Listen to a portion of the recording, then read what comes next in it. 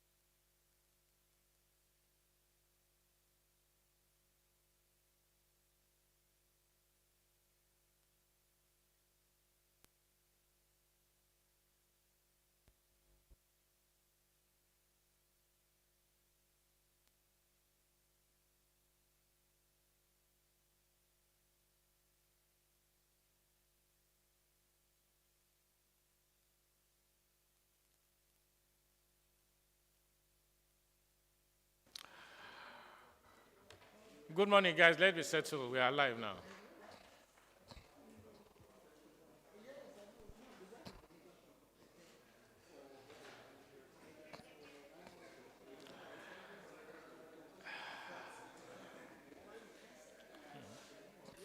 Good morning, Honourable Minister of Women Affairs and Social Development.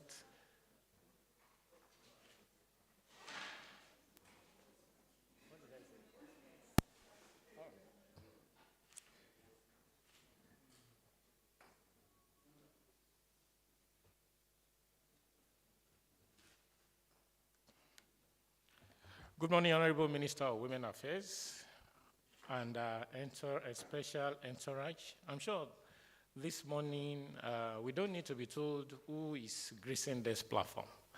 With the array of people we don't usually see, even though we see them in our own, but in this environment, we're looking at gaily dressed women. I'm sure that gives us a way as to the kind of personality we are having this morning. Distinguished ladies and gentlemen, it's my honor to welcome to this platform the Honourable Minister of Women Affairs, His Excellency Dame Pauline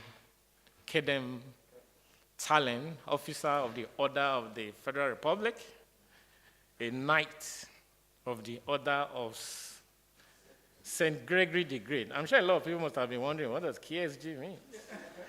I've just told you, it means a knight. And for a woman to be a knight, I'm sure you understand the kind of woman she is.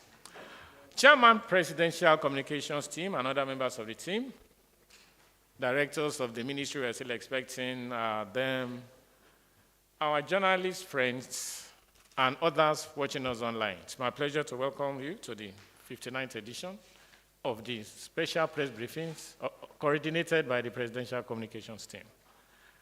Distinguished ladies and gentlemen, that the security of Nigerians, irrespective of where they abode, is of prime concern to the present administration led by President Muhammadu Buhari. Is not in doubt. It's also true that women and children more often are victims of insecurity and other social vices bedeviling the country. This administration has, from time to time, adopted measures to mitigate substantially the impact of these upheavals on this segment of the society. The Ministry of Women Affairs, whose vision is a Nigerian society where the social, economic, and political empowerment and rights of women and political empowerment and rights of women, children, persons with disabilities, and other vulnerable persons are included and strengthened at all levels of governance, is here to speak with us. On this 59th session, Our Excellency Dame Pauline Tallen, OFRS KSG, and a former Deputy Governor of Plateau State will use the opportunity that this platform provides to update the press and the general public. When I say general public, this program is also online, so we might be getting questions from our stakeholders online. He will use the opportunity provided by this platform to tell us on the key milestones achieved by the Ministry of Women Affairs and the key role the ministry plays in helping to advance the cause of women and children and the vulnerable in Nigeria. While we allow,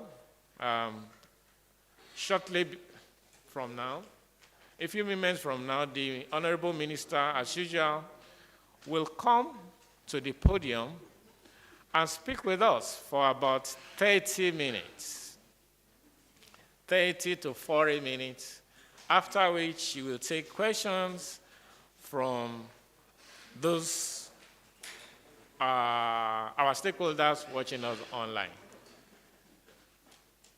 I don't know if I should say at this time. We are also honored to have, to support the women folk. The Honourable Minister will in turn have to be supporting her, our presidential nominee for the chairmanship of the NDDC Madam Loretta Odochi, she's also here.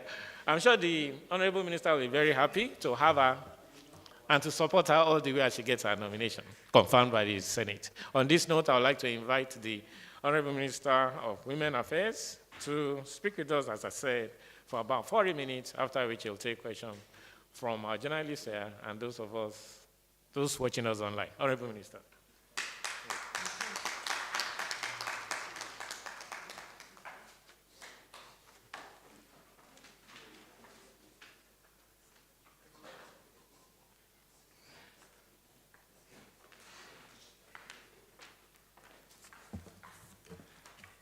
Good morning, our host, my dear brother, the Senior Special Assistant to the President on Media, Mr. Femi Adesina, our brand new chairman of the NNDC. I'm excited today because just last night, the President added another feather to Nigerian Women by appointing our very able sister as the chairman of NNDC. We also have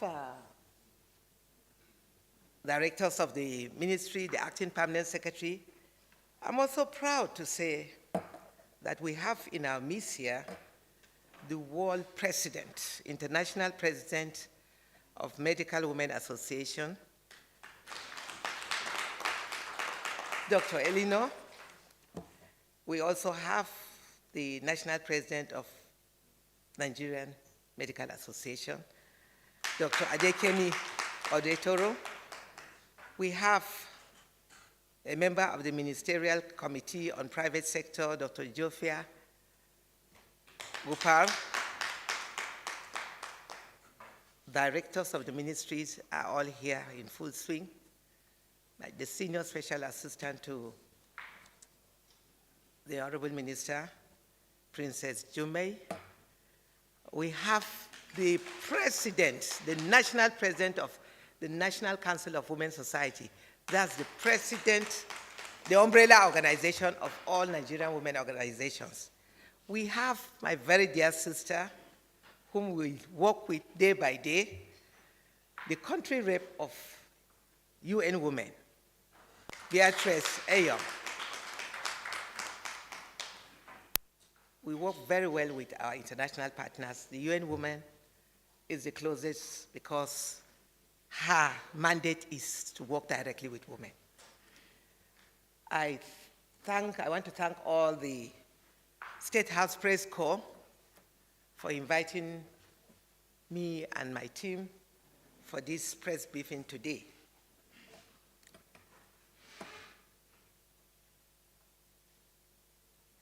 The world today takes the face of a woman, and I'm sure you'll agree with me that the Ministry of Women Affairs is the mother ministry.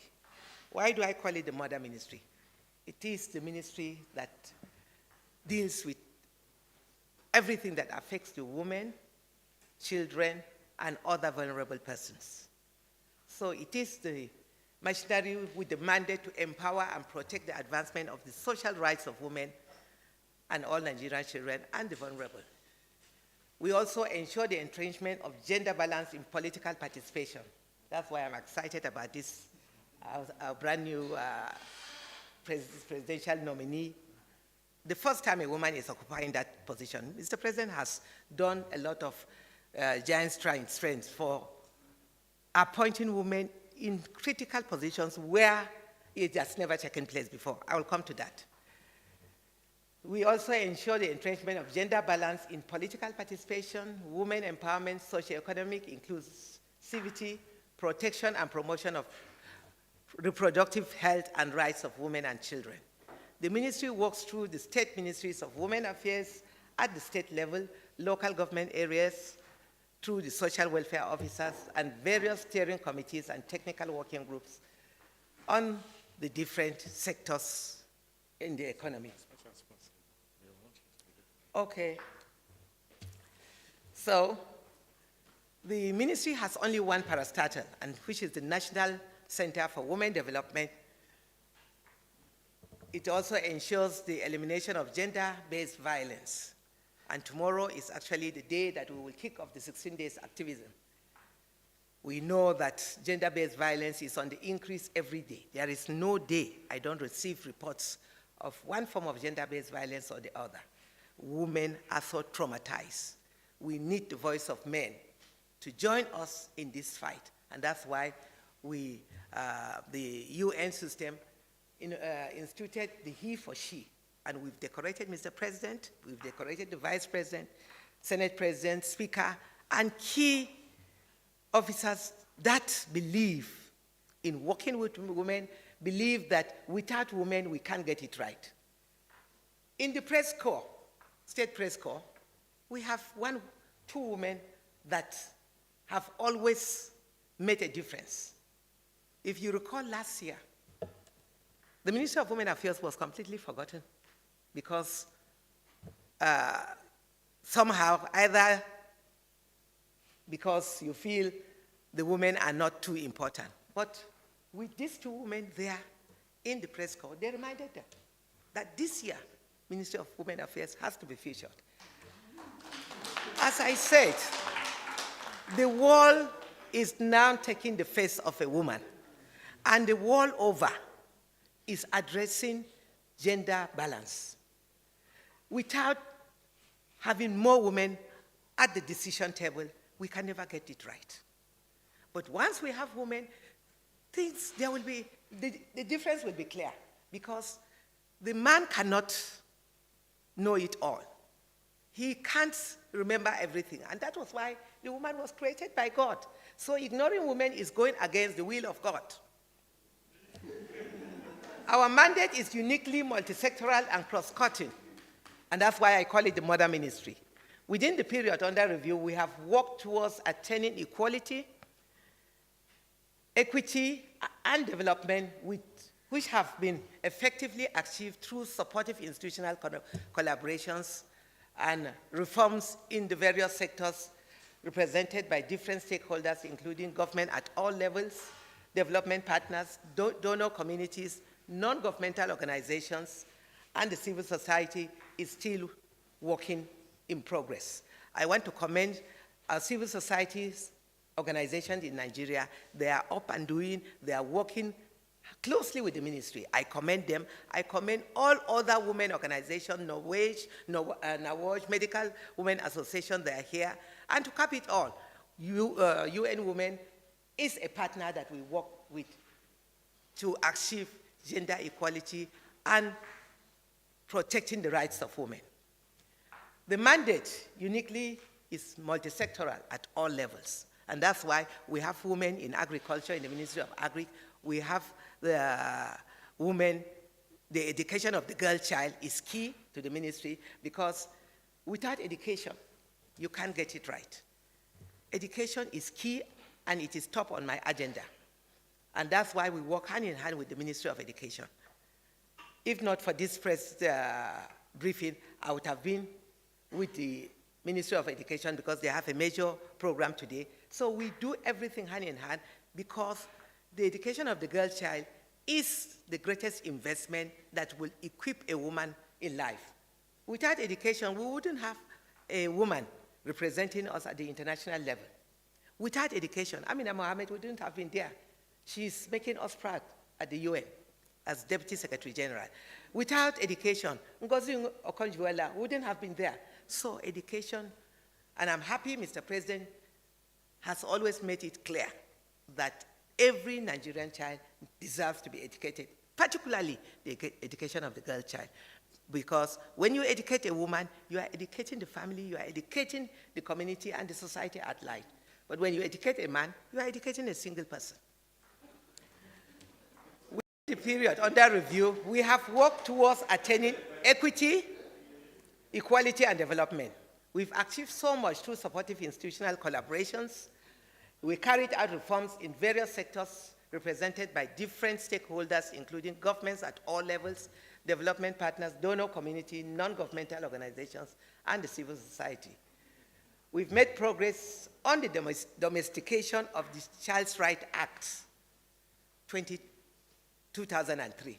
The Child's Right Act, when I assumed office, we had only 12 states that demonstrated the Child's Right Act. And without the Child's Right Act, we cannot achieve the pandemic. We had a pandemic within a pandemic. In fact, the pandemic of gender-based violence was worse than even the COVID-19 pandemic. Women were locked in by their abusers. Most cases, the worst is the incest. I've received reports of so many women just stepping out of advocacy. We moved in to support such cases. Advocacy and visits to Inspector General of Police, Attorney General of the Federation. The Attorney General of the Federation and Minister for Justice is actually the chairman of the Interministerial Committee to address gender-based violence. I remember the day I took the memo to council during the COVID-19 pandemic to address gender-based violence. By the time I enumerated all the problems women are facing and the need for Mr. President to take action, Mr. President promptly took action and showed political commitment against gender-based violence. And he now, we were able to achieve that with the support of Mr. President and the Ministry of Foreign Affairs and our head office in New York. The status on the situation room. We also have a situation room where we monitor the cases of gender-based violence, because data is very, very important. In anything you are doing without data, without figures, you cannot address it. And it was, we were supported to have the situation room in place, fully equipped by UN, by the support of UNNDP. Our pride, the Secretary General, the Deputy Secretary General of UN, Amina Mohammed, was the one that came personally to cut the tape, to commission the situation room in the ministry. That is the first time that the ministry has put in place a situation room to monitor all sex offender register. The states that have already domesticated the VAP Act have also put in place the sex offenders register, which is functioning in Lagos, Ekiti, Anambra, Kaduna, and we are calling on the remaining states that have already domesticated the VAP Act to do so. I'm proud to say that today we have 34 states that have domesticated both the VAP Act and the Child's Right Act, as against 9 and 12 when I assumed office. When we get to the picture gallery, you will see the map. The map shows rates by 2019. All the states that did not domesticate the Child's Right Act were marked red. That shows the international community describe it as a hall of shame. But today I'm proud to say that with aggressive advocacy across the states, all the 36 states I went around, appealed to them. Most times I even go into the House of Assembly to address the State House of Assembly with the permission of the Speaker. I did that in Uyo. In fact, I remained there until they passed it. The law was passed in my presence in Oyo State. So Oyo did very well. Bauchi, the same thing. I was in the House to address them. And all these states said this is the first time a woman has taken an advocacy on such a very important issue to the State Assembly. We've also empowerment projects of the 50 million women projects. We distributed gas cylinder. It is a presidential initiative. Mr. President promised Nigerians that each local government, the 774 local government, will have 1,000 gas cylinder to address the problems of climate change. Along with distribution of the gas cylinders, we also do tree planting. In each of the states we go to distribute the gas, because without empowerment, women can not have a voice, they cannot address most of the problems facing them in the society. And the girl-child education is the first empowerment of a woman, but the ministry has, through the support of the Ministry of Finance and the World Bank, we have called the Nigerian for Women project. When we get to that, let me just read out our targeted interventions. The girl-child education, we visit schools, we take support to the girl child, books, school bags, sanitary towels, and soap. That is to encourage and support the girl child. We did outreach. The ministry is the one that is catering for the Chibok girls that have been released. And Mr. President said because they've suffered so much, they need the best. These girls are all those that are released are in the American University in Yola. I've taken visits to them. You will see the pictures. I've taken visits to them. I go from time to time, visit them, stay the whole day, interact with them, eat with them in the dining room, and to make sure that they are happy and comfortable. We also launched the safe space in Kurudu and directed every state to have what we call the safe space in order to support victims of gender-based violence. The address is not supposed to be disclosed because it's supposed to protect and keep the victims safe. We have the ministry's listing in Kurudu, supported by FHI. Efforts on women, peace and security, the ministry has done well. We have completed the first NAP, second, and the third NAP, that is the National Action Plan on women, peace and security, is in progress. We've also taken that it is effective and that women engage in community peace process. Mentoring initiative with UN Women for Young Women. Last year, 2 years ago, we had what we call the mentoring program, where we mentor, we call it shadowing program, where a young girl is attached to a female chief executive. All the female ministers, we ensure that we attach one young girl to understudy how they operate from morning till closing. And after 7 days, these young girls were so thrilled and excited that they refused to go, and they requested that we extend it for another week. So all female ministers had one. Female chief executives in our various parastatals were attached with one. The UN woman had one. And we are closely monitoring this. We call them our mentees. We monitor them and prepare them for leadership.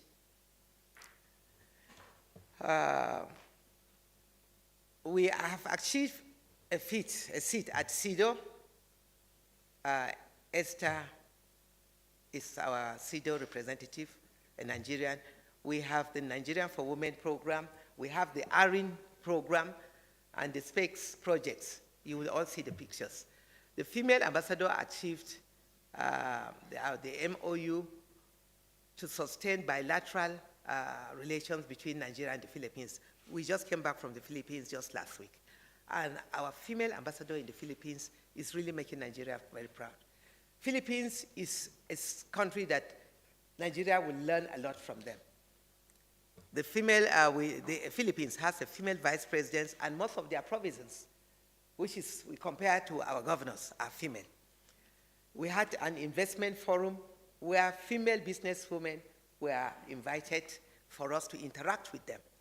We were there with the president of Norway and some of the female directors from the ministry.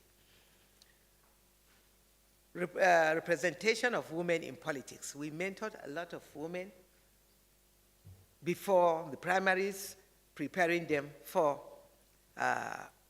political office. Sadly, I say sadly, because it's not just the ruling party, my party, APC, that has not done too well by giving more seats to women. These are very capable women. We have great Nigerian women, resilient women that have stood the test of time, that have participated actively in politics, but unfortunately, most of them could not sail through the primaries. The first picture up there is when I was commissioning our safe space for victims of and survivors of gender-based violence in Kurudu. It was done during the 16 days activism in 2019. The picture down is the center is upcoming and running.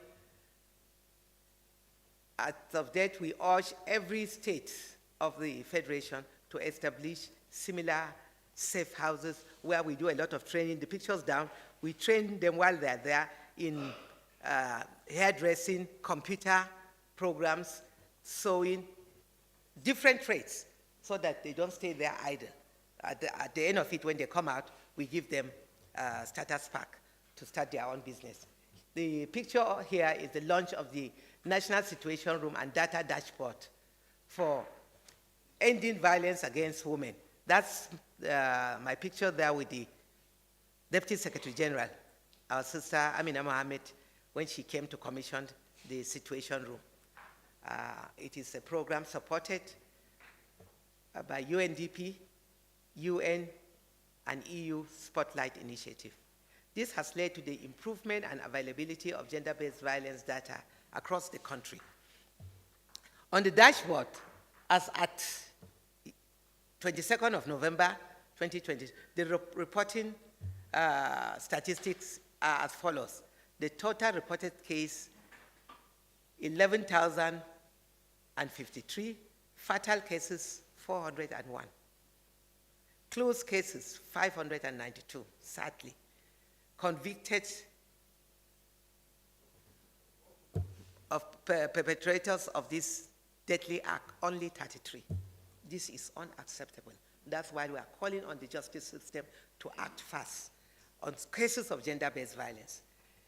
Justice delayed is justice denied. The toll-free line of the Ministry on Gender-Based Violence is 080-312-306-51, specially dedicated to reporting cases of gender-based violence in the nation. I repeat, 080-312-306-51. We've also upscaled advocacy around the need for states to replicate the National Sex Offenders Register and Referral Center. The picture out here is what I was telling you about. This picture of Nigeria showing red and just a few white is the situation of those that domesticated the Child's Rights Act and the VAP Act. But today, the red areas have now turned green due to the advocacy we've done, and we have only 2 states that are yet to domesticate both the Child's Rights Act and the VAP Act. The Violence Against Persons Prohibition Act has been domesticated in the 34 states, the same with the VAP Act. The pictures down is the signing of the 7-point agenda on ending violence against children. This was a big program organized in collaboration with the ministry and UNICEF. You can see Mr. Vice President signing the act, the 7-point agenda. These were points that at the end of the interaction, it was the young students, children from across the 36 states came for the program, and they were the ones that demanded. The picture there is the former Minister of State Education, Emeka, standing next to me, and the other side is the representative of UNICEF and the chairman of the Children's Parliament. The picture there next is the children. They voiced out and cried out to Nigerians to do everything possible to protect children from all forms of violence. Domestic violence is on the increase. We are also in collaboration with state governors You can see the other picture there is a picture with the governor of Lagos State and my governor, the governor of Plateau State. So we picked one from the south, one from the north. Down here, the next picture is intense advocacy with states across the nation. We engage advocacy with traditional rulers. This picture is one of the pictures we had with children from Sokoto. This was in Sokoto. That's the representative of the Sultan. We have traditional rulers and community leaders across the country. Sokoto is one of the spotlight states. We were there some 2 months ago with the RC and EU delegation and UN delegation. UN Women was also there. The domestication of the laws and policy formulation and the implementation. We've also reversed the national policy and approved in council the gender policy of 2021 to 2026. This was approved early this year in the Federal Executive Council. The 4th edition of the Nigeria Gender Statistics of 2022 is the one that, the picture down there. It was launched, we launched the gender policy for the Nigerian Armed Forces in April 2021 and the Nigerian Security and Civil Defense in June 2021, respectively. The gender policy for the Nigerian police is also in progress of being reviewed. And very soon, my last advocacy to the Inspector General of Police assured me that before the end of this year, the gender policy will be out. The pictures there are the tree planting to address climate change. That was done in Nasarawa during the distribution of, the first picture is Nasarawa tree planting, distribution of gas cylinders in line with the presidential initiative to address climate change. And you know that women are in the center of it all. Down are the gas cylinders for distribution. The picture this side is Ebonyi State, where we also did the tree planting and distributed gas cylinder across the local governments. Empowerment projects for Nigeria for Women. Nigeria for Women project supported by the World Bank Economic Empowerment for Rural Women is strictly for rural women and girls through local financial literacy programs and skills acquisition using the instrumentality of the 6 pilot states. We started, it was a pilot state project, one for each of the 6 senatorial zones. And when we tried it and saw that it was successful, we appealed to Mr. President and the World Bank for us to extend it down to all the states. The states that first benefited from the 6th geopolitical zone was Ogun, Southwest, Niger for North Central, Abia, Southeast, Taraba, Northeast, Kebbi, Northwest, through the establishment of women affinity groups.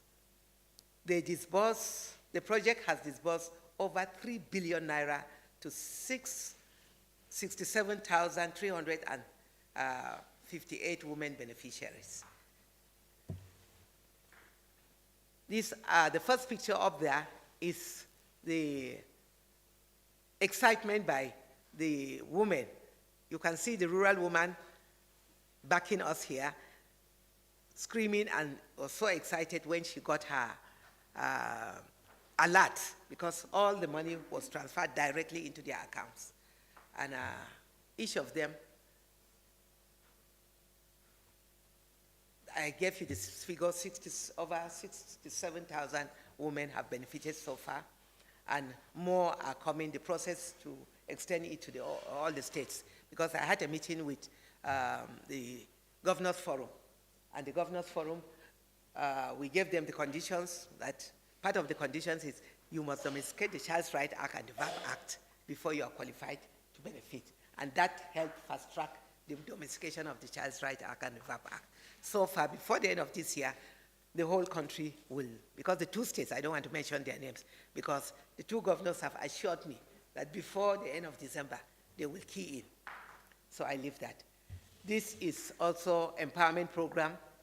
This was in Sokoto, where we went for the empowerment program with the Minister of humanitarian, the disbursement of 20,000 for empowerment to rural women. We did that across all the states. The total number of 6,142 beneficiaries from the 8 pilot states have benefited from the disbursement of the federal government NAWEF Microcredit Intervention Fund to provide loans up to 100,000 to women in collaboration with the Bank of Industry. Abia State has 644, Adamawa State has 791, Akwa Ibom State has 939, Borno has 1,074, Jigawa State has 442, Nasarawa State has 388, Osun State has 174, and Yobe State has 1,690.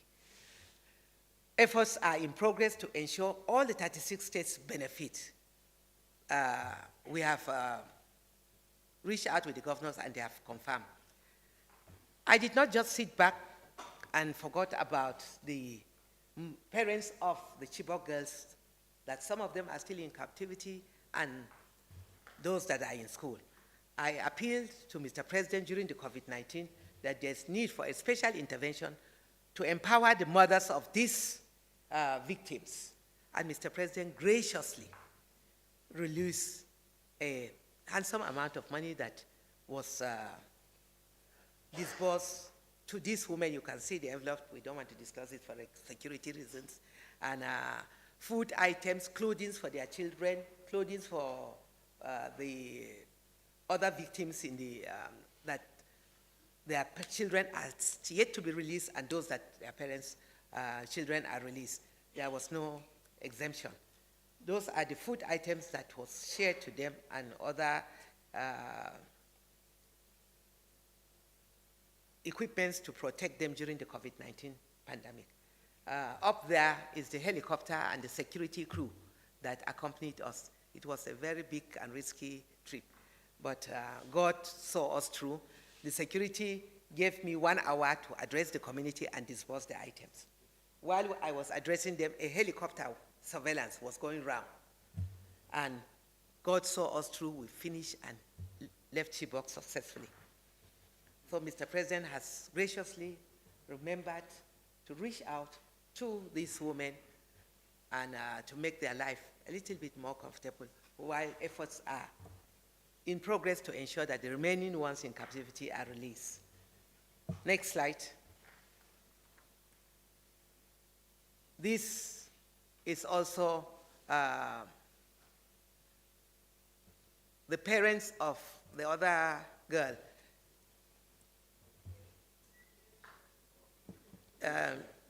Leah Shaibu. Those are her parents. We also had enough food items and financial support to them because she has other siblings that are in school, and you can see the family, they are from a very, very poor family, and Mr. President said we should also remember to reach out to them. So arrangements was made, security vehicles went to the village and brought them, and we met them in the Air Force Base in Yola. While I was in Chibok, the community cried out that I should take back their message to Mr. President because the school where the children were abducted is in a very bad shape and everything has been vandalized. So he said, I came back, I gave my report to Mr. President, and Mr. President said, instructed the governor of Borno State to ensure that he put the place, because it's a secondary school. Secondary schools are under the state. So immediately the president asked me to write the governor of Borno State. I wrote, and within 4 months, the governor of Borno State transformed the school. In fact, the school now, that's the commissioning ceremony there. He now invited me. He said, since I was instrumental to getting this school renovated, he transformed the school, renovated it, and even extended more buildings for computer literacy training. The school is looking like a university now. And that was the commissioning of the school. Professor Zulum has done very well as far as supporting the girl child education. and empowerment of women. That was the picture there. We've taken the advocacy of the decorating Mr. President as a he for she. Mr. President has done a lot to support women.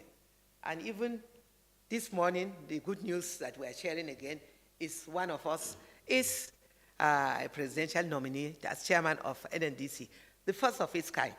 We have also women. Mr. President has appointed women in strategic positions that women have never held those offices. Federal Character Commission is now chaired by a woman. He maintained a woman as Minister of Finance. Head of Service, he still maintained a woman throughout his 8 years now in office. Mr. President has also ensured that a woman is chairing the NNPC board, the first of its kind. He has appointed 7 women in the Federal Executive Council, and all the 6 women plus myself have not failed Nigerians.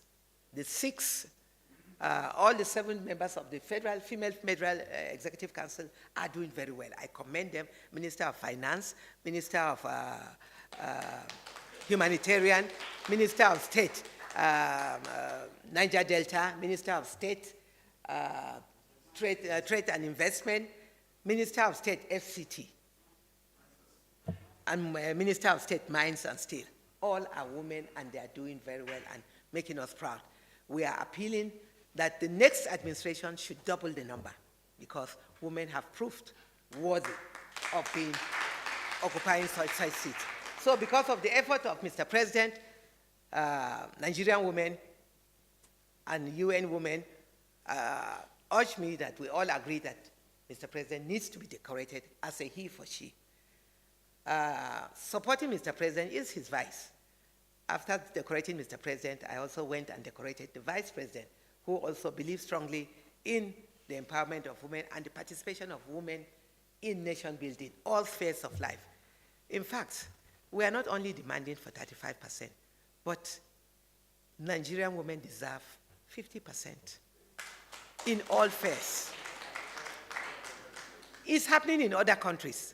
It is not that Nigeria, we are not begging, but we deserve it. And it is one of the 17 SDG goals, gender equality. If we want to develop and if we want to turn this country around, we need more women at the decision table.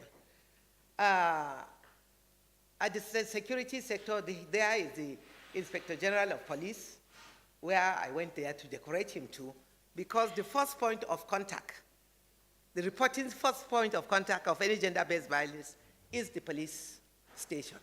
We went there on the advocacy and appeal to the Inspector General of Police to ensure that his police at all sectors act promptly when cases of gender-based violence are reported. Due to the advocacy we have been doing, there's so much awareness, and people are now speaking out. Before, cases of gender-based violence used to be something that people don't talk about, they cover it. We said, no, it is high time, speak out, break the silence, and let the culprit be punished. The next picture there is the DSS, who is doing very well too. We have so many women in the security sector under his able leadership, and we went there to decorate him and to urge him to recruit and engage more women. The same thing with the police, the same thing with the Chief of Defense Staff. They now have a gender officer and a gender department. We extend the advocacy to religious leaders. There is the Archbishop of Abuja, Archbishop Kaigama, during the International Day for Women, where within the period we go for interdenominational prayers, and at the end of it, we decorated him. There, the next picture is the RC, myself, and our other partners, where we decorated them as a he for she. They are doing so well, they believe, and they are supporting the cause of women. because for too long, women have been speaking for themselves. And we believe it was a very good initiative by the United Nations. It is not a Nigerian initiative. It's a world initiative. So we want Nigerians to understand that the world is now turning and facing women, because women are the last hope of the nation. For us in Nigeria, women are just the last hope. Women care for the family, women care for our children. All our leaders, all our legislators, all of you gathered here, the men in this hall, you were nurtured by a woman. So if a woman can nurture you to be what you are, to be great leaders, to be presidents, to be Senate president, what stopped her from being the leader on that seat? So one major milestone in the implementation of the Women, Peace and Security was the domestication of the NAP by 15 states: Adamawa, Bauchi, Bayelsa, Benue, Borno, Delta, Gombe, Kaduna, Kano, Kwara, Kogi, Nasarawa, Plateau, Rivers, and Yoruba states with corresponding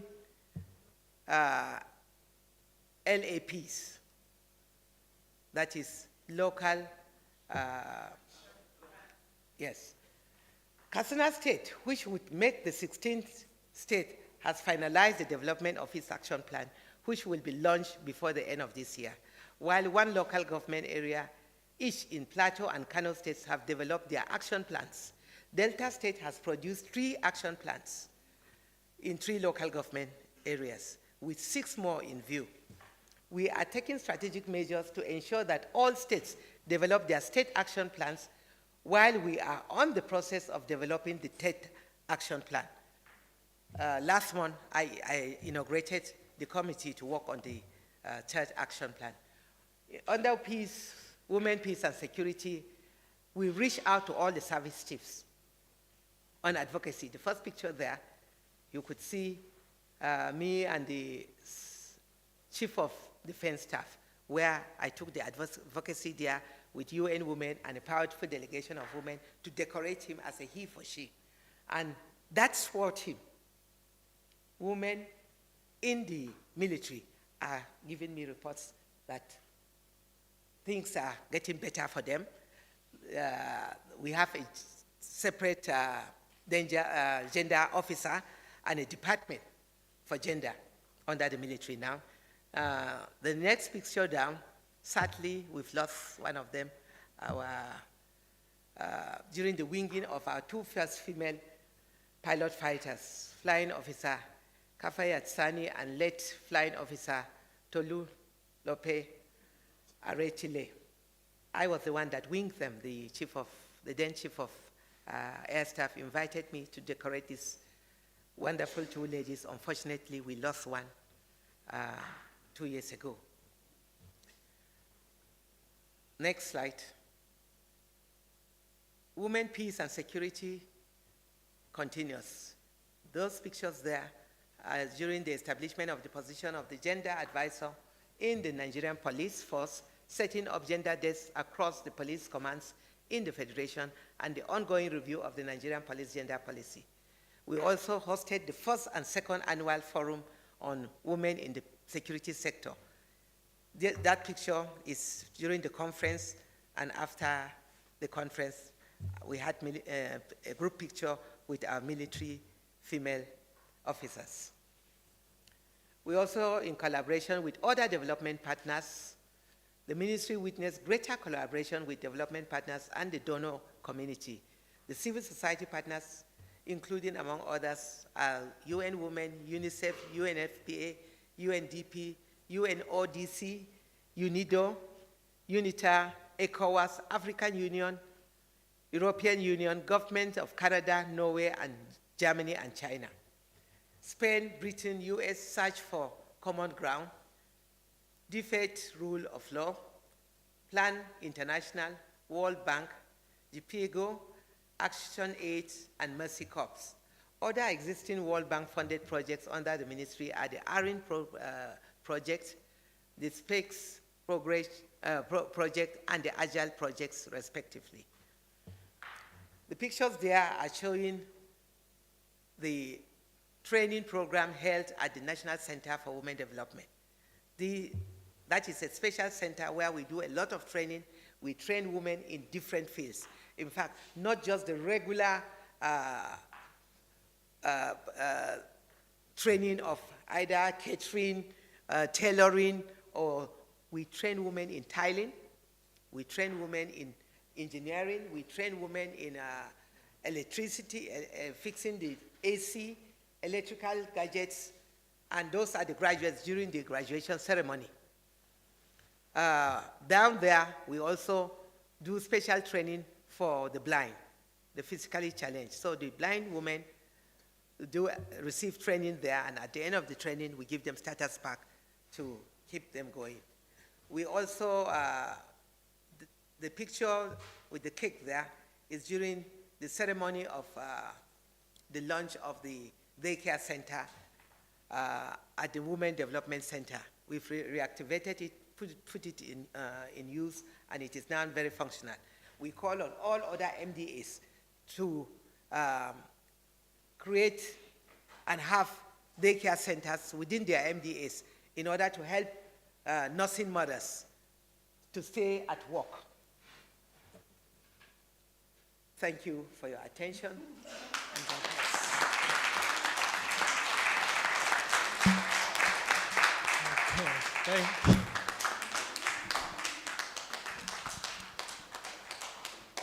Thank you very much, Ma. I believe the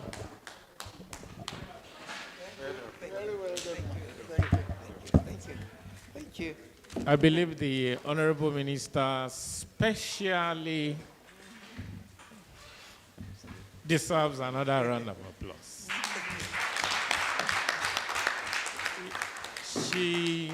I'm sure the chairman of the PCT will address our observations as to why we invited, or why she didn't get invited until now. You know, we were talking about infrastructure, building infrastructure, but she has even convinced us now that women are the infrastructure.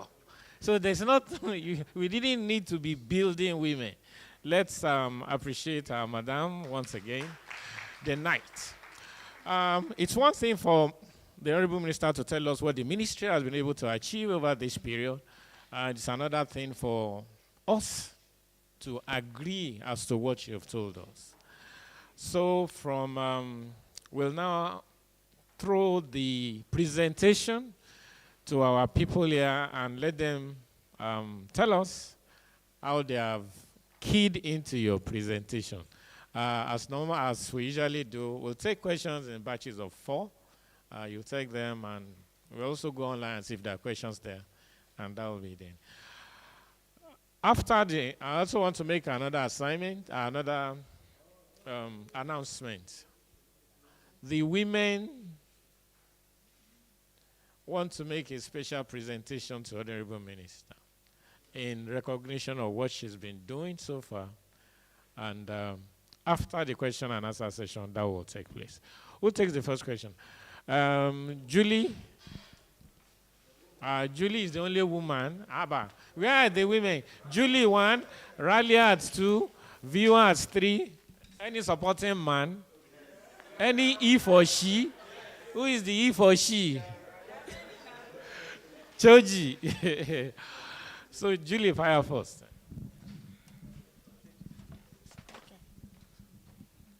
Honourable Minister, thank you very much for that wonderful presentation. I want to commend your efforts in seeking justice for the late gospel artist, Osinachi. But there is a recent case, Bimbo Ogbonna, who died as a result of domestic violence following the compelling evidence out there. I understand her family has written to you to ask for your intervention. So I would like to know if you are taking it up. Okay. Thank you.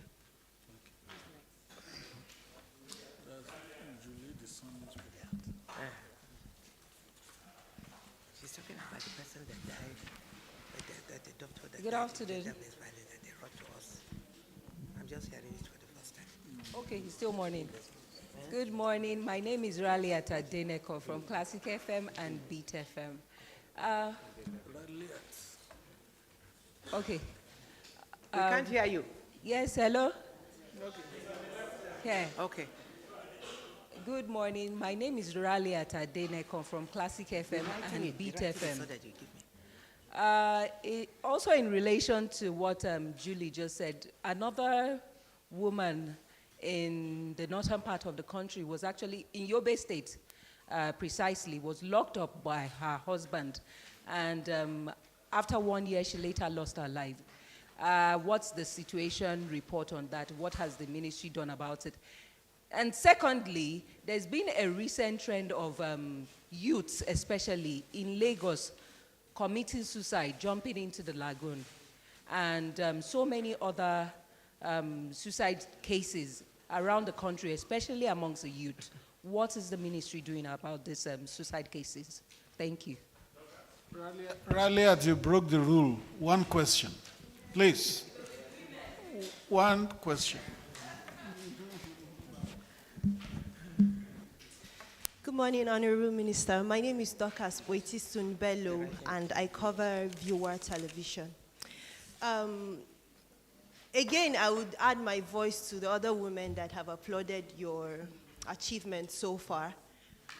But my concern is only 30, out of the 36 states, we have 34 states that have domesticated the VAP Act. What is happening with those 2 states? Why haven't they done that so far? You said no 2 questions. No, one question. The he for she. Thank you, Honourable Minister. My name is Timothy Choji. I report for Voice of Nigeria. I would like to join my question with the one she just asked.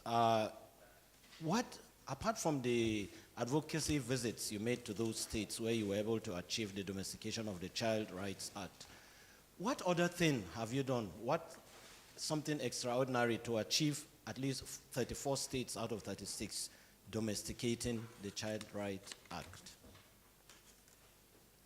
I hope you got my question, ma'am. Yes. Thank you.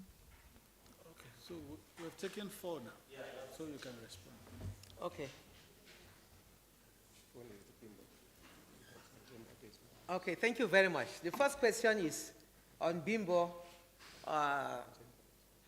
gender-based violence. We are yet to receive any report from the family.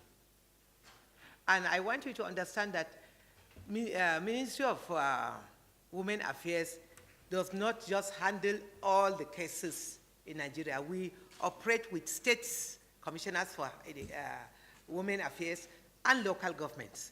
And any case, I am always on phone when I get a report from Lagos, Abia, any state, Anambra, any state.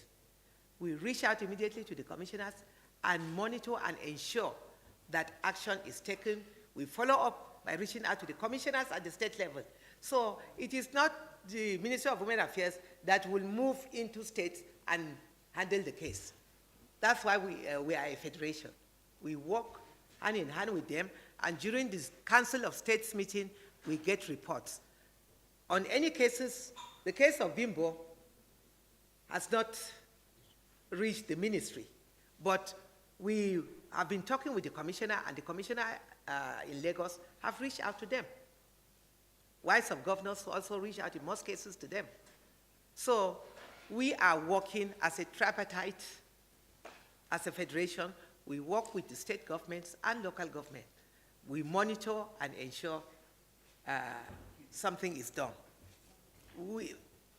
If it happens in Abuja, like the case of Osinachi that is in Abuja, immediately I reached out. I went to the house and I spent 4 hours with the children, one-on-one, and they unveiled everything. From there, I moved. The husband was not arrested until the following day. Immediately I heard that he was at home. I called the brother and said, if you don't get that man arrested, I will not get to the house. So he was moved to the police station and detained. Then I went there to see the children. And I've been following it up. We ensured that few days after she died, we were told that the rent was expired, and her mother and her twin sister live in Enugu. We supported them. We moved to the Inspector General of Police to ensure that the Inspector General of Police followed up to ensure justice is done. And he's doing that. He did that. He summoned those investigating the case and gave them a riot act, and we've been following the case.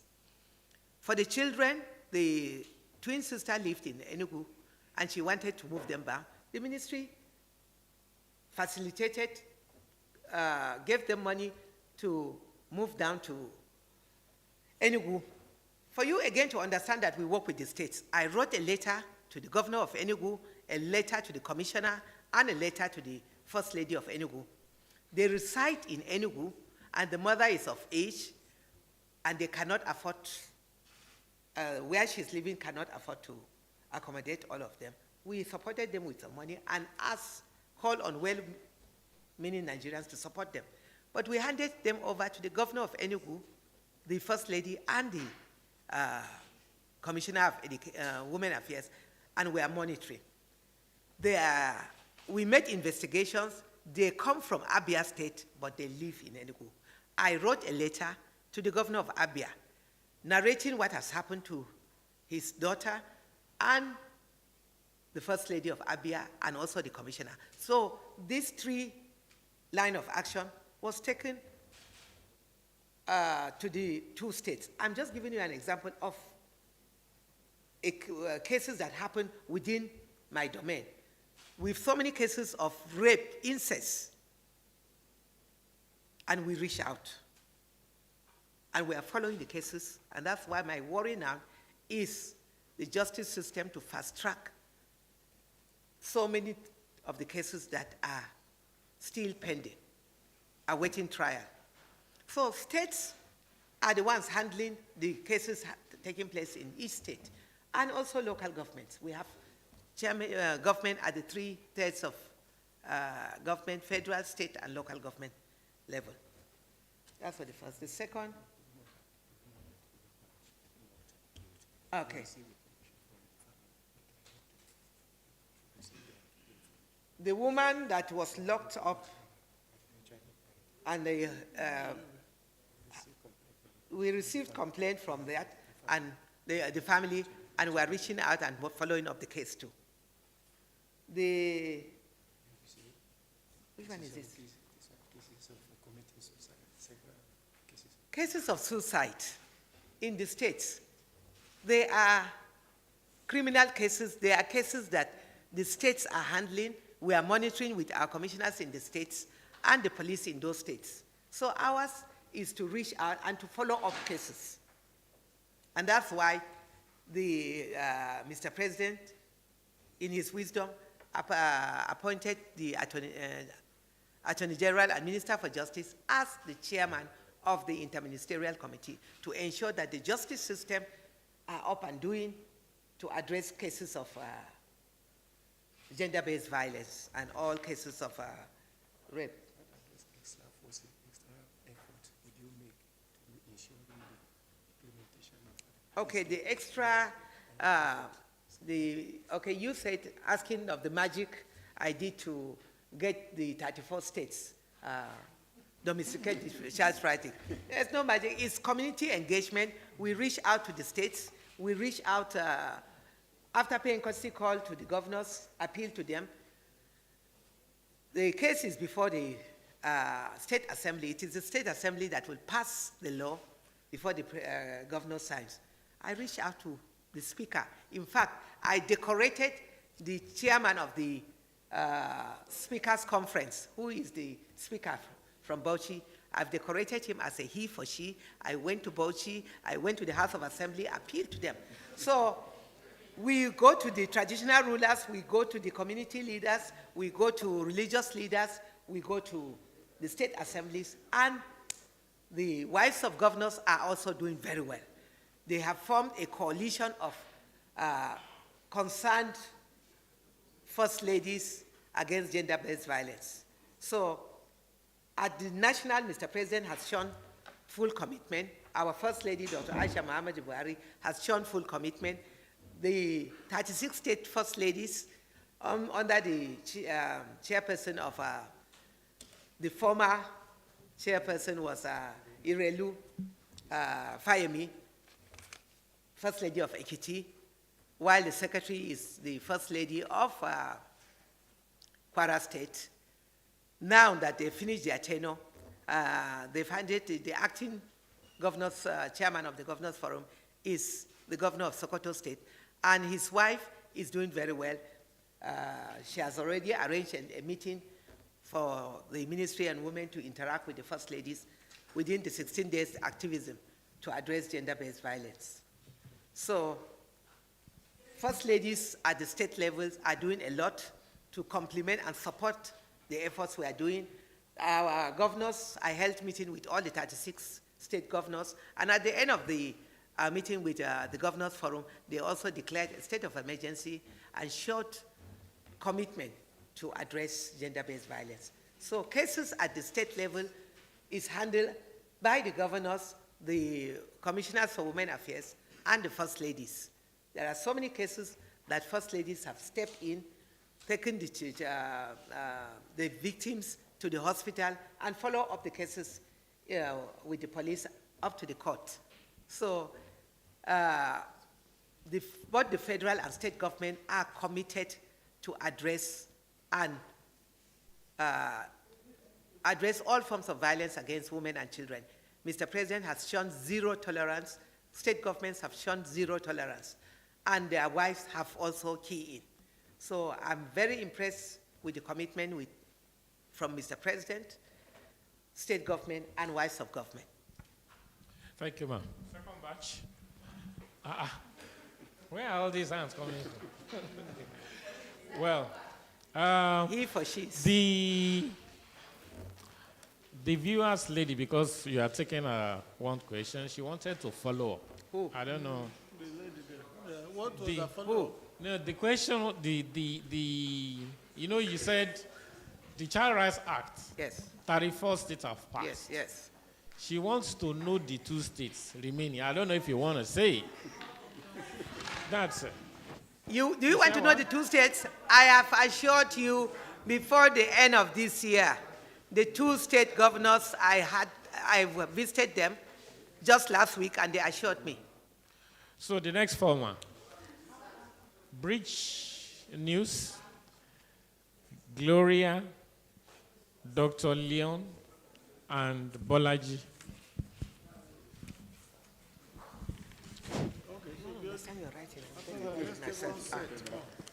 Let's take one set more. One set more after this. We're ready. Good morning, Honourable Minister. Good morning, sir. I just, it's a question and an intervention.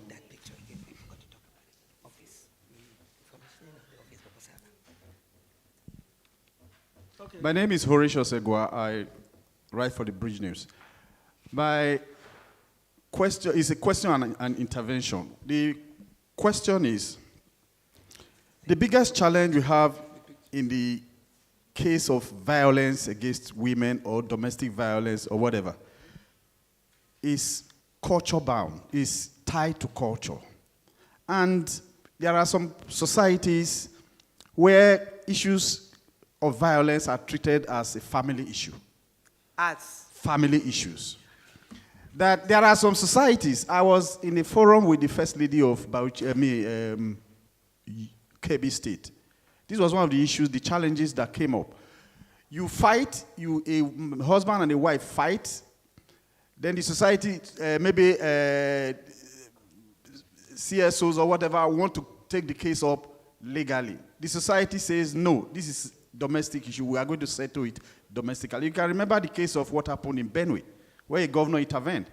So there are cases like that that are replete across the country. I don't know what engagement have you carried out or what have you done to engage traditional institutions to be able to make them understand that this thing is not traditional, it's not cultural, it is violence in its raw form. So that I don't know what step you are taking to engage traditional institutions, because if you go and do all the domestications and the grassroots is not enlightened, you are just not going to achieve the result you desire. Thank you, ma'am. Thank you very much. Can I answer? Four. Oh, okay, four. Okay, good morning. My name is Gloria Omezuke from Channels TV. So you gave us figures here, the number of total reported cases. This is, I assume, is nationwide, as 11,053. Correct me if I'm wrong. And then out of which 1,000 is either fatal or closed. And so they're quite nominal. I'm wondering, do you get these people report themselves or report their cases quite often, and why do they restrain from coming out to report? Is it simply because of stigmatization, or because this toll-free line, which is just one, as I've observed, is, is inadequate? Thank you. Thank you very much.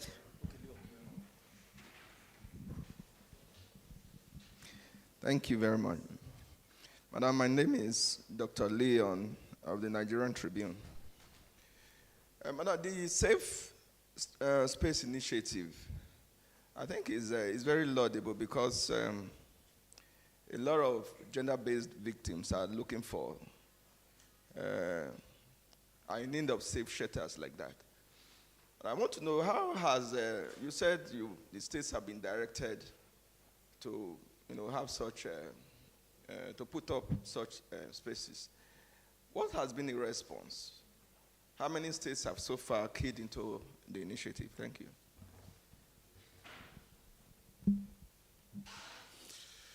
Good morning, Honourable Minister. I am Bolaji Ogundele, and I write for the Nation newspaper. In 2019, about 10.4% of the National Assembly candidates were women. I said in 2019, about 10.4% of National Assembly candidates are women. But currently, we have like 9%. That's a drop in candidacy for women at the National Assembly. I want to know if you are aware of this, what is wrong, why the drop? Then if you have observed why, are you doing something to beef up the number of candidates, and not just to vie, but actually win seats in the National Assembly? Thank you very much. I think that's four. That's four. Okay, please. Okay. Thank you very much. The first question is talking about advocacy, violence against women being treated as a family issue because of culture. We take our advocacy to religious leaders, traditional rulers, and most of these issues is more prevalent, we always know and say, is in the north. The Sultan of Sokoto, I must commend him. The Sultan has a foundation that is addressing this issue. And he has called, anytime the foundation organizes conferences every year, yearly. The third one was this year. And we always work hand in hand with him. He invites the ministry, and I'm always in attendance. All traditional rulers across the country, the north, all the 19 state traditional rulers are always there. This, in the south, the same thing. The traditional rulers are carried along. We take advocacy right to the community level, religious level, traditional level. But I must say that it's unacceptable for us to regard or address gender-based violence as a family issue that should be settled within the family. It's unacceptable because a lot of women die in the process, and women are not beasts of burden that should be beaten, treated anyhow by a man, and The next thing is for them to ask her to forgive him. She goes back, and the same thing happens. That's why we give more attention to the education of the girl child. If a woman is educated, she's empowered, she will not live under such unhealthy atmosphere. If it is not if marriage is to be enjoyed, not to be endured, and if it is not possible for you to live in peace and enjoy marriage, quit and take care of your children. But if she is not educated and empowered, how can she live? And that's why most women remain there and die, because they have nowhere to turn to, or they have no option. But if a woman is educated, she has choices. If she has a good job, she can decide what is best for her. If marriage is not to be enjoyed, she can quit. I'm not encouraging women to quit marriage, but I'm appealing that men should treat their women with respect, that marriage is to be enjoyed. It is love that joins you. So we have state governors that are committed to addressing gender-based violence and their spouses, and we have a Ministry of Women Affairs at the state levels that handles such cases. Not only Ministry of Women Affairs, civil society organizations, in fact, they are the most active. And I must commend our civil society organizations that go all out. They also have toll-free lines. NAPTIP have toll-free lines to address gender-based violence. So we have different organizations. It's not only the ministry, because one of the questions is saying that the toll line for the ministry, one is inadequate. That line is operated 24 hours. People just sit and walk in turns. But it's not just the ministry. Other civil society organizations have toll-free lines. NAPTIP has toll-free lines. And they reach out to assist and support gender-based violence. And when they report to us, we also step in. So it is a collective effort. All hands must be on deck. It is not just women or Ministry of Women Affairs. And that's why we decorate men as he for she. We call the men gender champions. If you are a gender champion, you will talk to the boys within your community, you engage them. Community engagement is very, very effective, and we encourage that. When we go to the communities, we advise them to form clubs, gender champions, where they are the ones that protect women, protect girls. Even in schools, we encourage schools to form youth boys club, where the boys protect the girls. So we are calling that our advocacy is to all Nigerians, to lend their voices, to say no to all forms of violence against women. Female genital mutilation is gender-based violence. It's unacceptable, yes. In the process, many young girls bleed to death. That is wrong culture.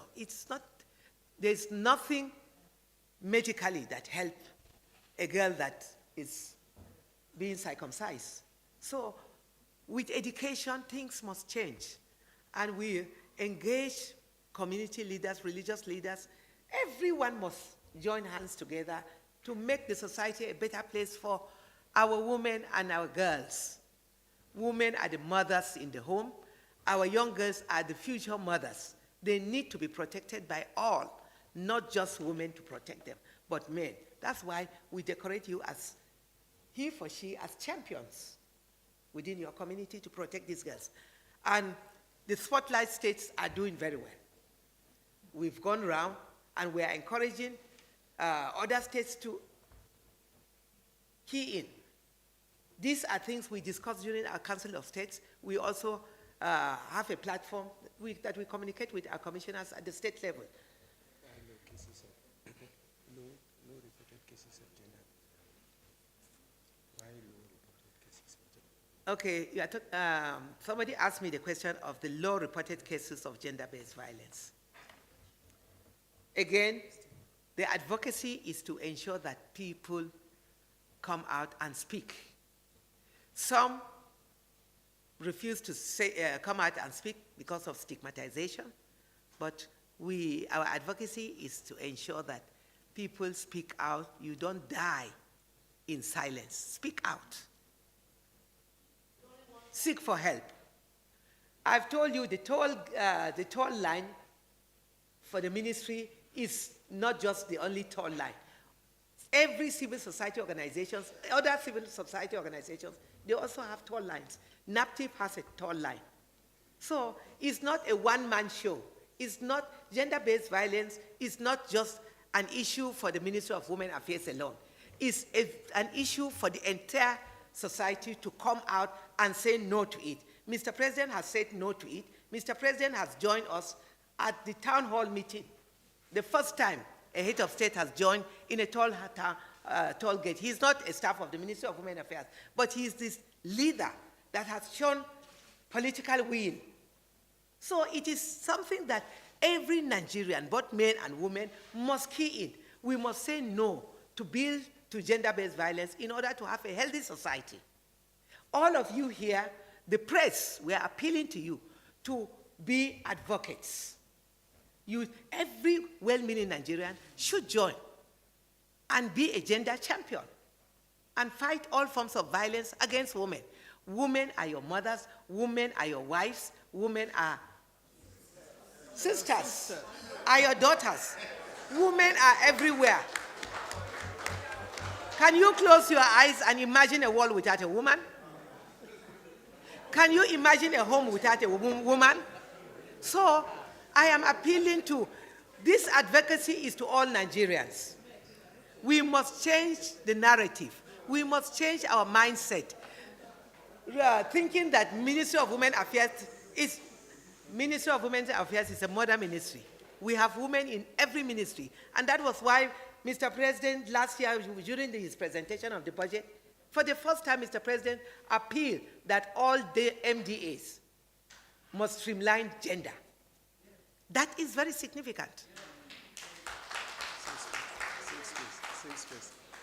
The issue of safe space, many states have responded to that because I've held meetings with wives of governors. We've sent out letters to governors and their wives to ensure that they create safe states. More than 23 states have reported they've put in place their safe space. Some local governments are even working on having it because this gender-based violence is even more in the rural areas. So wives of local governments are also engaged in this advocacy, and we are just telling all Nigerians that all hands must be on deck to have a healthier, a society where no one is left behind, a society where violence is completely eliminated. And from tomorrow, we are going to paint and declare all forms of violence against women as an issue that everyone must be involved. The 16 days activism, we are going to paint Nigeria orange. Orange the wall is to give hope to victims of gender-based violence. You can see that orange head tie is a very bright color because when you are raped or you are a victim of any form of gender-based violence, you can never be the same. You can imagine a daughter being raped by her father, or a daughter being raped by her uncle, or a staff or a driver. Some drivers, while taking children to school, after school, they run somewhere and rape the children. That's why we educate mothers. You don't leave your drivers, your children to the male drivers alone. It's not safe. Some of them turn around and do something else.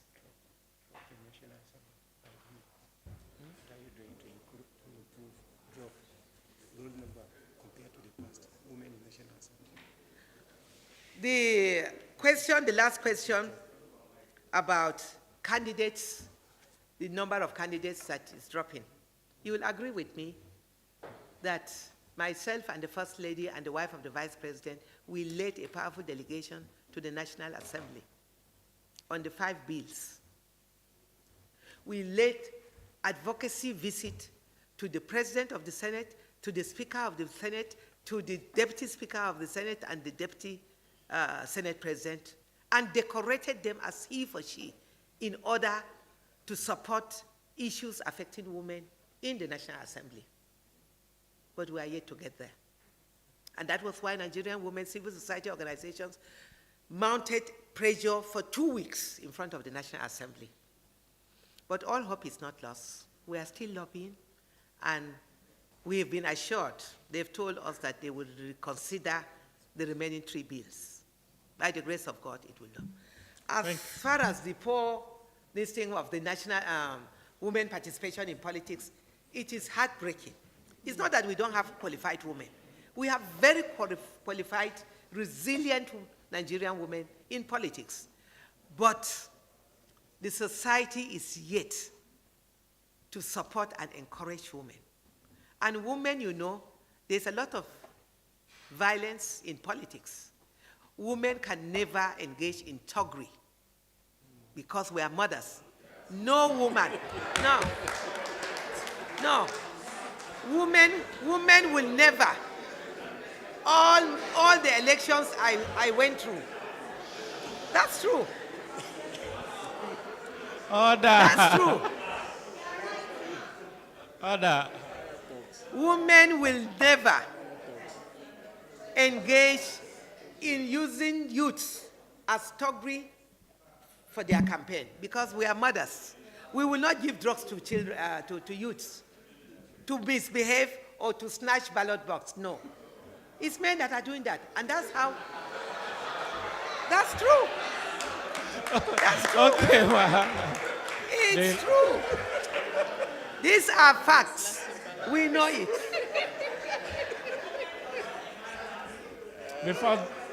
Before I take the last, let's keep calm, please.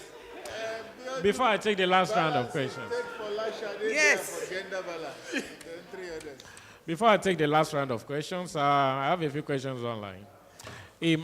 Mariam Abdullahi, she's been following us. She's talking about, although you've addressed some of the questions, I think. Which one? Our question is basically on sexual and gender-based violence. She says, while in November 2021, the minister said only 0.51%, which is less than 1% of SGBV perpetrators were convicted. Yes.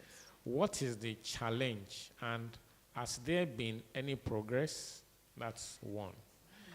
Then, Patrick Oyeleke. Okay, Patrick. No, Stephen Angbulu, are you not here? He's using the back door to ask questions. Months ago, a former governor lost his mom to domestic violence from a caregiver. On your what are the, this is one too many. Where are we on your recent partnership with UN Women to protect older women from violence? Then I think there's one more. I think that's just that. Okay, so yeah. So, the chairman said I should take MITV, Abdul Salam, then which other two? Nominate yourselves there. John Bosco and Mr. Olaoye. One more person. We have recognized you, Abdul Salam. Cody, please.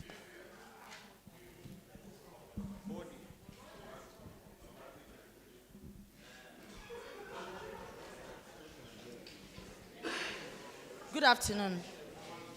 No, we're in the morning. Okay, no. Good morning. My name is Folashade Abdusalami.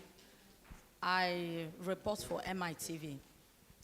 I'd wanted to ask about the gender-related bills that has been rejected by the National Assembly, but you just spoke about it now. Let me just go to another one. Since you've recognized a he for she, I would like to know your stand about Bob Risky. About Bobrisky. The other cross-dressers. Is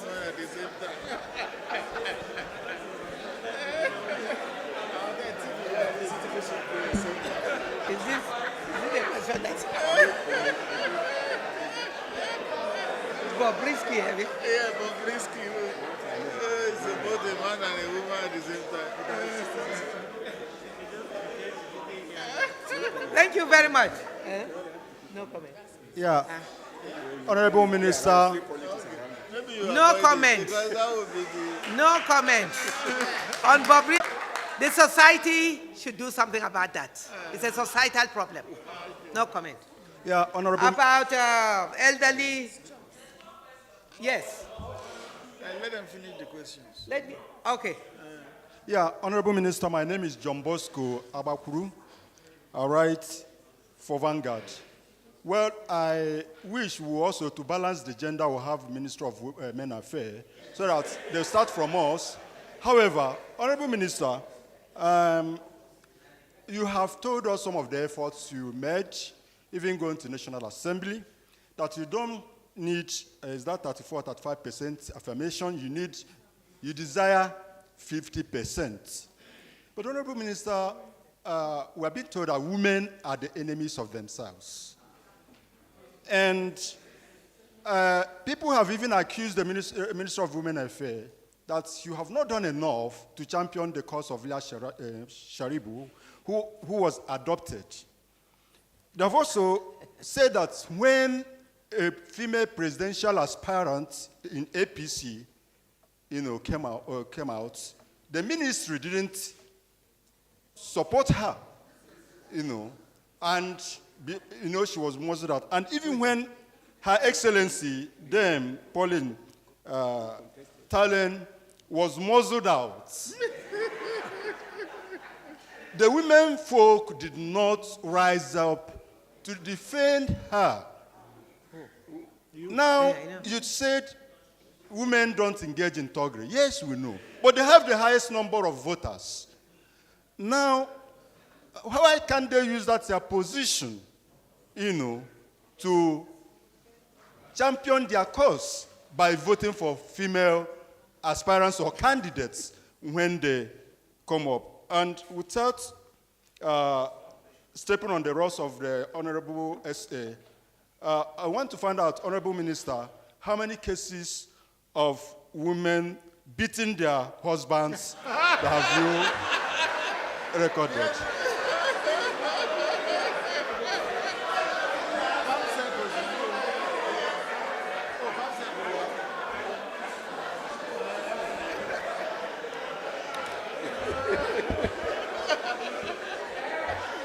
Is that the last question?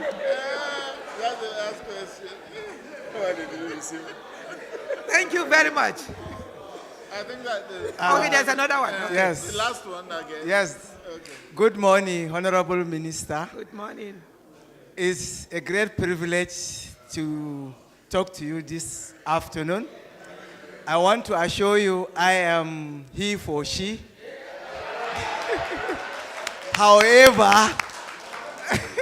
However, permit me to wear the regalia of conservativity because I'm from North. And I want to talk about girl-child education. There is a strong belief that highly educated women cannot be domesticated. That is why men are afraid to send or allow their children to further education in rural places. You are from the North, Ma. You are aware of that. So I want you to address the question personally to me. For example, what assurance do you have to tell people like me and other people out there that highly educated women can also be domesticated? Thank you.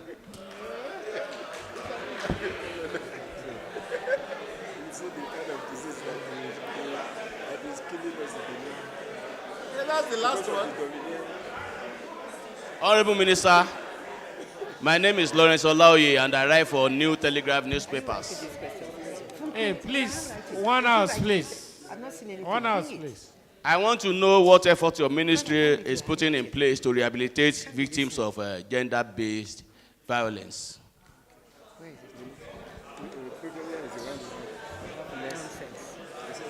Okay, ma. The last question. Yes. Please, can I have the last question again? 1 hour, please. Victims of gender-based violence. Okay. 1 hour, please. Yes, don't worry. Thank you, thank you. She has to Okay, let me start with the last one. You asked what do we do to rehabilitate victims of gender-based violence. After keeping them in the safe homes, you saw the pictures where we train them, either in tailoring, any of the fields of training. At the end, if they are okay, we have psychotherapy. The doctors attend to them. By the time they are okay and they are ready to go back, we give them starter pack to start their business. The same goes at the state and local government level. So if any case of gender-based violence that comes out to speak and is in need of help, we do a lot. We train them after keeping them in the safe homes and attending to them. We give them, train them and give them status pack to be on their own. Empowerment. The next is women working against women. I don't know why men want to always amplify this issue. Don't men work against men? I must tell you, when I will take myself as an example, during my campaign, women in the state came out full blast. Go to Plateau and confirm. My campaign was total, both men and women. And so many women can testify to that. It depends on how you relate with the women. The case before us, the only female governorship candidate, Aisha Binani, we are fully, the Ministry of Women Affairs, women organizations are fully behind her. Women in politics are fully behind her. And we've been praying for the case is coming up today. I just pray. Just pray!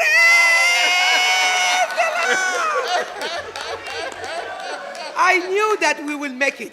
So today is a day that we are going to celebrate. From here, we are all moving to the house. We will move to the streets and watch what will happen in Adamawa.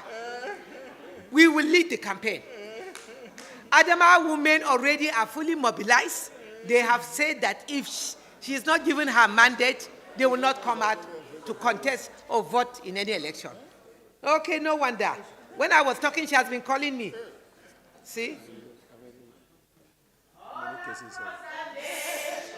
All around the world, women are longing to be free. No longer in the shadow, forced to stay behind, but side by side in true equality. Equality, so sing a song for women everywhere.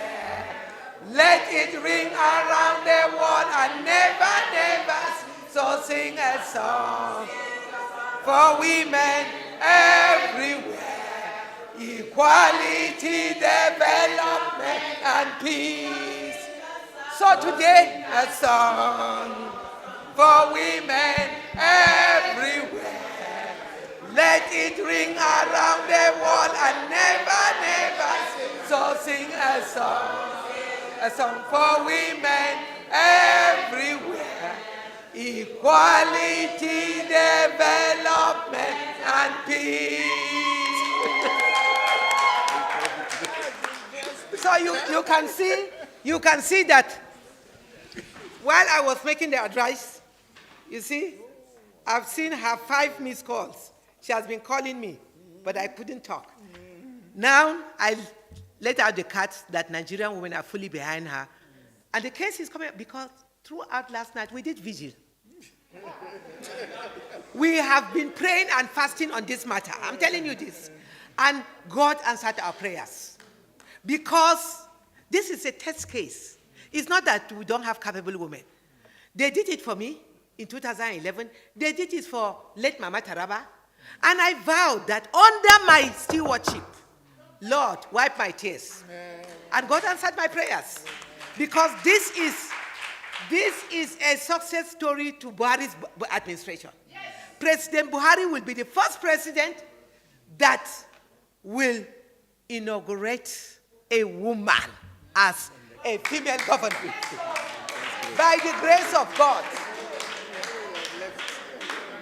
Senator Aisha Bidani's case is a case that is an election that is already won.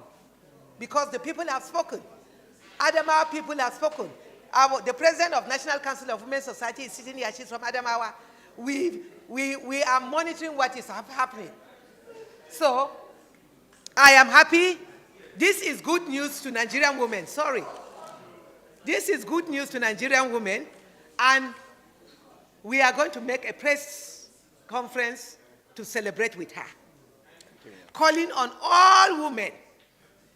If I could cut it, I'm from Plateau. I wish I can even go and vote in Adamawa. I would have moved to Adamawa to vote for her. But I'm happy. It's not just women in Adamawa. Men, youths are crying for a change, and you will see.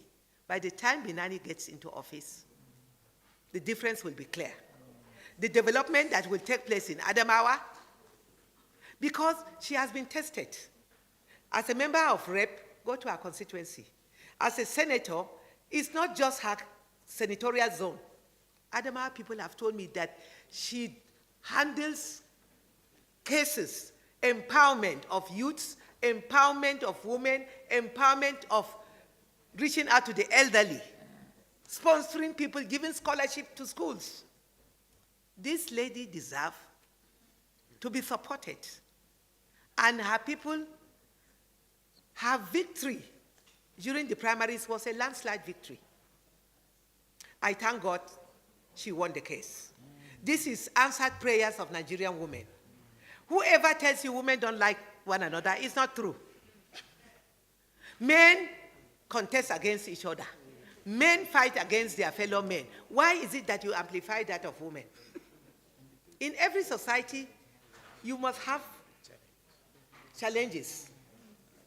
You can see, Ministry of Women Affairs, we are gender sensitive. Look at us, 50-50. 2 men, 2 women. And that is what I want in every MDA. That is what I want to see in the Federal Executive Council. That's what I want to see in the National Assembly. That's what we want to see at the state level. And then better laws will come up when women are on the decision table. Can I have the slide? Yes. The picture, I forgot to mention one of our very, very major milestones. Use the picture, the last picture of the office. That the present Ministry of Women Affairs, the present building were occupied under my stewardship. Mr. President was invited, he came, I invited Mr. President to come and commission that building that for 14 years. That building started since, see, that's the picture there. Mr. President was invited to come and commission that building. And it is a building that stands the test. We can receive all international guests with pride. Mr. President has done us well. He has supported us to have a stand-alone building for the Ministry of Women Affairs. More greater things are coming in the future. This is just the beginning of many great things to happen to women. Binani's victory at the court today, I'm almost in tears for joy. God is answering our prayers. I have a dream that one day a woman will be the president of this country. Just like the dream Martin Luther had for America, and a black man became the president, one day, that day is coming. If it is not in our generation, our children will live to see it. One day, we will see more women as governors in this state, because by the time Binani set the pace, when they see the good work she does, other states will cry out to have more women as governors. It is a matter of time. We will get there. But don't think we hate one another. We love each other, and we will continue to work towards supporting one another. Yesterday, I celebrated Stella Udua. Call her and ask her. She won her case yesterday. All this victory that is coming up is a sign of good things to come. And I thank God it's coming under the able leadership of President Muhammadu Buhari and my humble self as Minister for Women Affairs.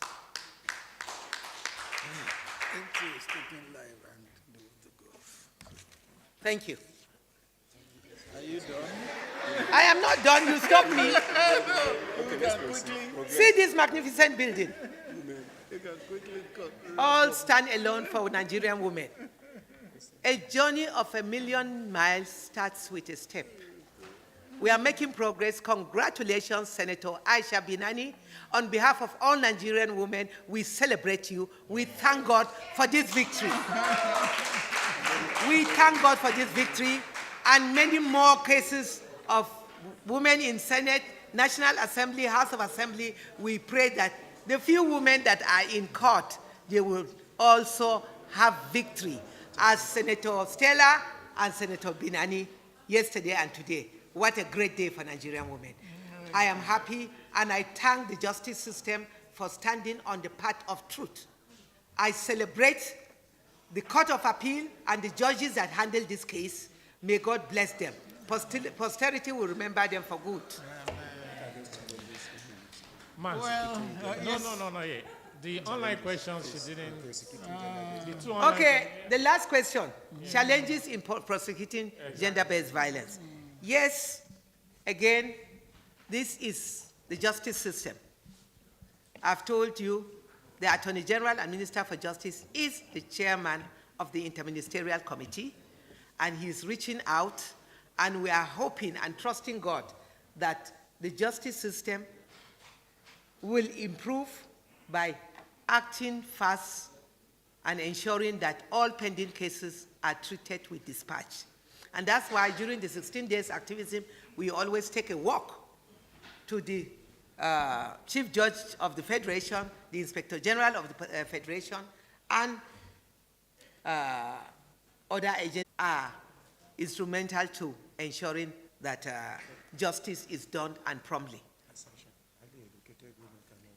The last question of highly educated women cannot be domesticated. My dear brother, I don't think this is a true statement. If you say, let's take an example with the North. I was married for 42 years.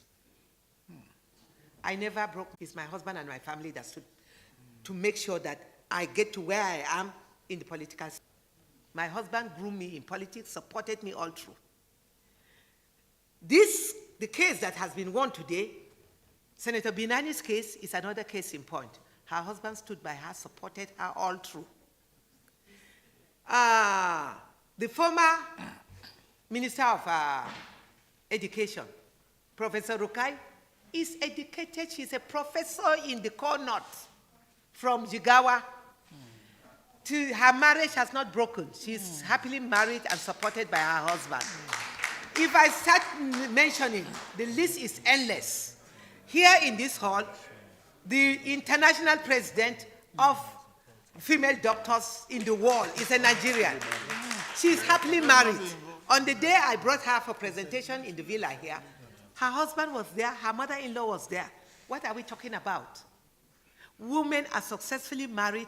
All the women sitting here, the president of National Council of Women's Society, that is the highest position a woman will attain as far as women organizations are concerned. She is happily married and supported by her husband. From the core north, she is also from Adamawa and Taraba. All of us here, my sister here, the brand new chairman of NNDC, is happily married. I remember when she turned 60, I was there, her husband fully supports her. She is a politician to the core. So the list is endless. In the north, we have so many. The former president of Court of Appeal is a woman. Her husband supported her till today. That's the highest position a woman can attain in the justice system. Justice Odili is a justice. All the female justices in the court of Supreme Court. In the Supreme Court are all happily married. Justice Nyako is happily married. These are co-not are making. Justice Nyako is from Adamawa, happily married. The list is endless. It's just culture or the, individual mentality.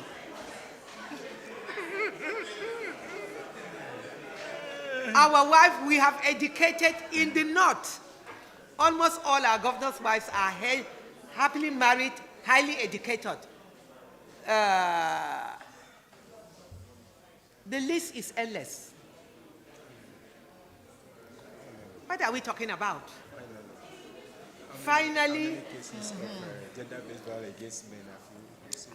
the final and the most interesting one is the question of how many cases of gender-based violence against men where men beat their husbands. Just 1%. I have the case of just 1% compared to 98% of men beating their women. So the case of a woman beating her husband is too negligible. And I believe that that man will not even want to be mentioned. He will say you are disgracing him. Any other question? I'm ready. I am ready.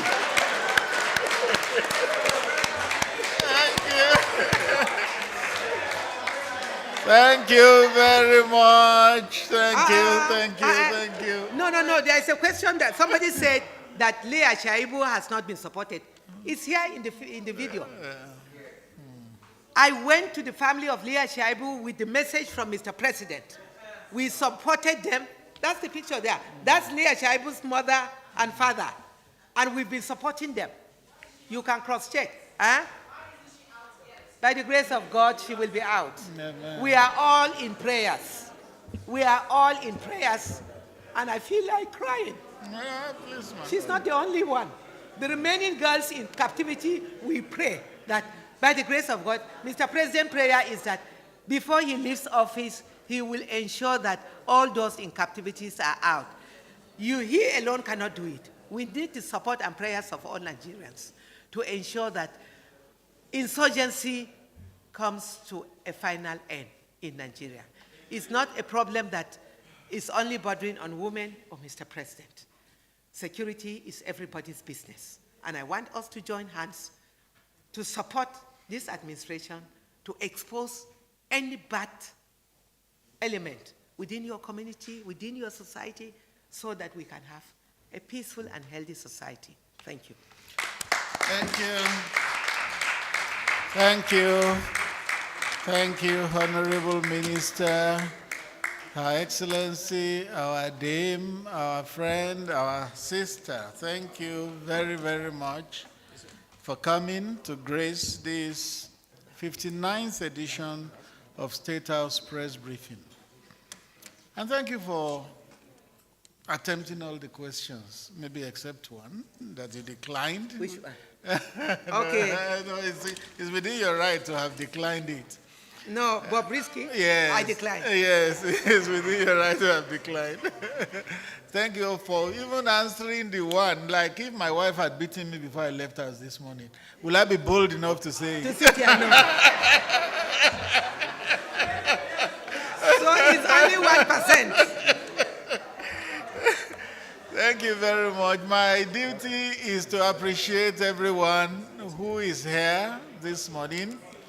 We thank the minister for coming and for speaking very frankly, speaking very passionately, for having all the facts at our fingertips. We want to appreciate all those that came with her.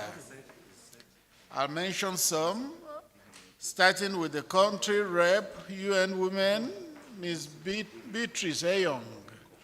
Okay, Ms. Eyong, thank you. We also want to thank President Nawaj, Comrade Ladi Bala. Yes. Very supportive. Thank her for us. Thank you. She's our own. She's our own, too. National President, Medical Women's Association of Nigeria, Dr. Adekemi Otolorin. Thank you, ma.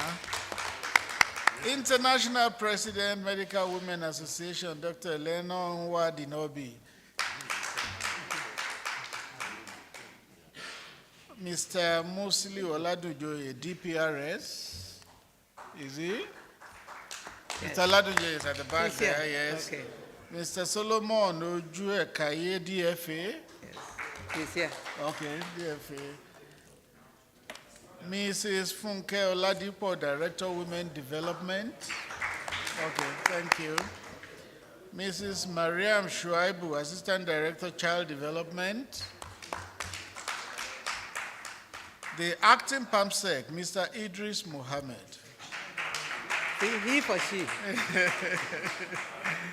Adebayo Razak Olani, Liberian the person behind the PowerPoint presentation.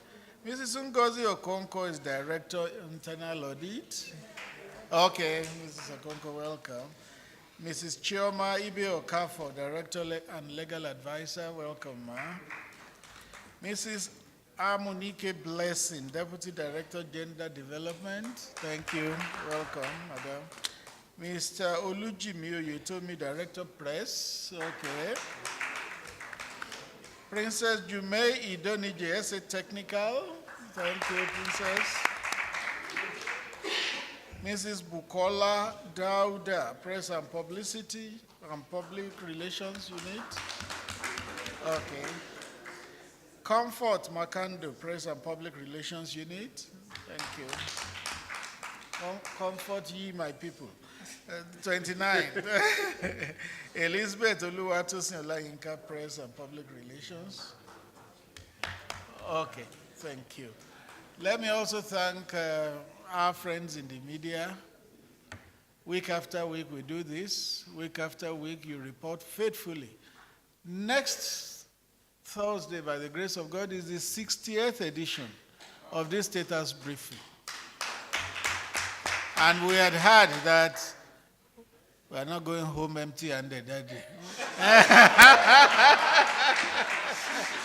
Shishi. You'll be appreciated. Mr. President. It could be stomach infrastructure.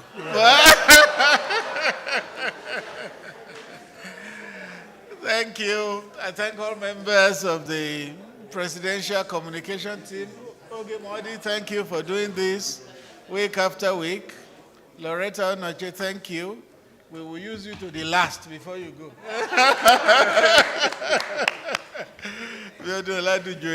Uche Adiyibe, Deji. Who else is from the... James is there. So everyone involved in the putting together of this, we thank you. Before we finish now, please, I have a special request. That song that you sang, yes. I want to listen to it Thank again. you. So I will forward it to you, the wordings. Yes, after there is a presentation, I hear. Yes. So as the presentation is done, we will take that song and then we will take group photographs. Thank you. That's the women anthem. Yes. International. Oh, okay. Okay, please. Okay, let me sit down until they call me now. How? I think you need to go out. Okay. No, it's all right. I will come out. I will come out. So tell her now. Go ahead.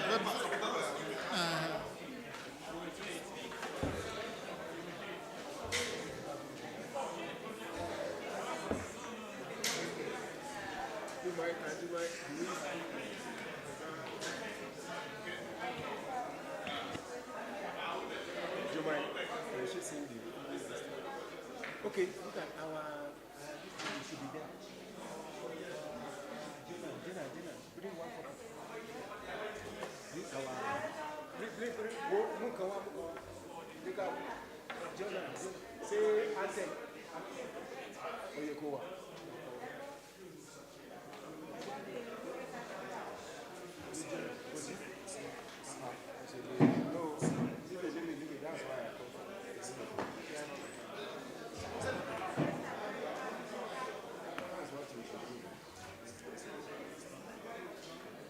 Okay.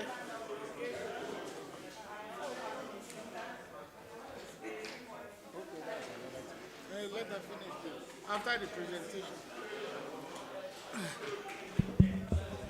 Chairman of this occasion, Chairman of this occasion, our Honourable Minister, Dame Pauline Tallen, all dignitaries on the high table, all eminent ladies and gentlemen here. I will not take too much of your time, but this is what we like to do. I'm Adekemi Otolori, current National President, Medical Women's Association of Nigeria, and here is my international president, Dr. Elinor Nwadinobi. Just a brief history. International Medical Women has been on for 103 years, and it is even the most senior professional association in the world. Nigeria, by grace, joined 46 years ago, and give a round of applause to the whole nation for producing Elinor. We thank God for her appointment as international president. Now, why am I here? We are here, we love to do what we know how to do. That is, give honor to whom it is due. Mama, Your Excellency, Honorable Minister, Dame Pauline Tallen, you have done us good. We are proud of you. You are really a round peg in the right hole. And we heartily congratulate His Excellency, our President, Honorable President Buhari, for choosing you. Pauline Tallen is now a household name. She has fulfilled the mandate. She's our advocate for girl child, for women, for communities, for everything. And this year, in the last 2 years, we have a theme in the Medical Women: leadership, governance, and health. She has fulfilled one of those pillars. When you see success, you must celebrate it, you must admire it, you must agree to it, and again showcase it to pull others up. And that is what we are doing now. Though it is on a small scale, it will soon be on a larger scale. Today, Pauline Tallen is a Thatcher. She's a Mary Slessor. She's a Deborah. She's a Dorcas. She's an Esther. She's an Efusheton. She's Moremi. She has identified with Dora Akunyili. She's part of Amina Mohammed. She's part of Okonjo Iweala. Mama Taraba. You have all the virtues. We say hearty congratulations and thank you for the hard work. And who is to score you? I'm one of them. I'm a past permanent secretary of Women Affairs in Oyo State. I know what you have gone through. You have strategically marshaled all the points in your mission and vision to get to the goals, to get to this achievement. So we heartily congratulate you. Under thick and thin, Pauline Tallen was there for everybody. She did not overlook any poor person or underrate the big people. Thank you very much, Ma. You are a role model, a shining star for Nigeria. And we say hearty congratulations. And as you now join the League of Former Ministers of Women Affairs, we say the sky is the beginning for you. We thank you for the mentorship because it shows you are going to pull many up. And we will continue to improve the situation of all women, children, communities, and men in Nigeria. Congratulations, and thank you very much. Now, you are our ambassador. You are our champion. And as it is in our culture in Medical Women, it's only a token. We like to decorate you. Thank you.